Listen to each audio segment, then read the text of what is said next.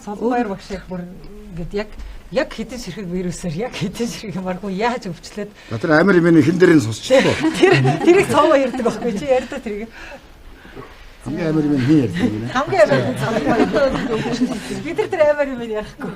Гоё юм ярина. Ер нь бол нөгөө нөхөн журлангийн хор уршгийг за эрүүл мэндийн талаас нь бас бид нэлээд статистик харуулж ярьж байгаа. Тэгээ энэ дээр бол яг ангаах фонд өвтгөн мөрийн өвчлөл гээд томьёолоод энэ дотроо Монгол улсад бол 7 төрлийн халдвар төвшнийг бол нэрсэн байгаа.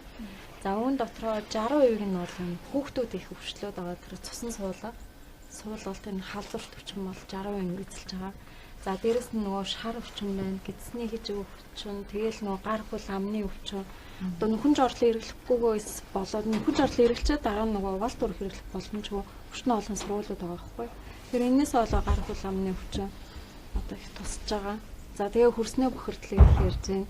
Ер нь энэ хөрснийг бохирдуулаад байгаа бид нарын нөгөө өтгөн ялгацснаас одоо илэрч байгаа тэр ням маань өөрөө агаарт бол 18 сар амьд байж байдаг.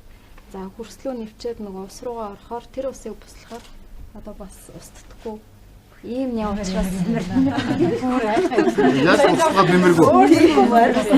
Тэгээ тэр өвчнүүдээр өвцөн ч гэсэн бас нөгөө 10 жилийн хугацаанд ням тийгч хэвээрээ даах ийм одоо өөрөө тэгч үү. Тийм. Өөрөө жордон болчихоо. Ерөөсөө би жордон ягийн үгээс болоод ингээд өвчний циклд л ороод байгаа байхгүй.